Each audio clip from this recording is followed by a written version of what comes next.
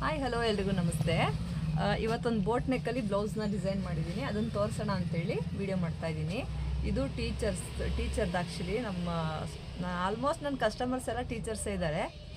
ಇದು ಆ್ಯಕ್ಚುಲಿ ಟೀಚರ್ದು, ನಾಳೆ teachers day ಇದೆಯಲ್ಲ, ಹಾಗಾಗಿ ಸ್ಟಿಚ್ ಮಾಡಿಸಿದ್ದಾರೆ.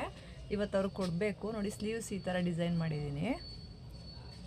ಮಾಮೂಲಿ ಸ್ಲೀವ್ ಕಟ್ ಮಾಡಿ ಇದು ಸ್ಯಾರಿ ಪೀಸ್ನ ಇಲ್ಲಿ ಜಾಯಿನ್ ಮಾಡಿ ಮತ್ತು ಶೋ ಬಟನ್ನ ಆ್ಯಡ್ ಮಾಡಿದ್ದೀನಿ ಸ್ಲೀವ್ಸ್ಗೆ.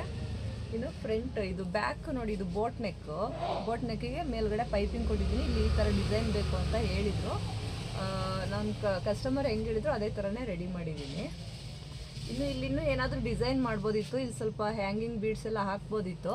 ಬಟ್ ಅವ್ರಿಗೆ ಅದೆಲ್ಲ ಇಷ್ಟ ಆಗಲ್ಲ, ಅವ್ರು ಸ್ವಲ್ಪ ಡೀಸೆಂಟಾಗಿ ಹಾಕ್ಕೊತಾರೆ. ಹಂಗಾಗಿ ಏನೂ ಮಾಡಿಲ್ಲ, ಜಸ್ಟ್ ಒಂದು ಶೋ ಬಟನ್ನ ಇಟ್ಟಿದ್ದೀನಿ.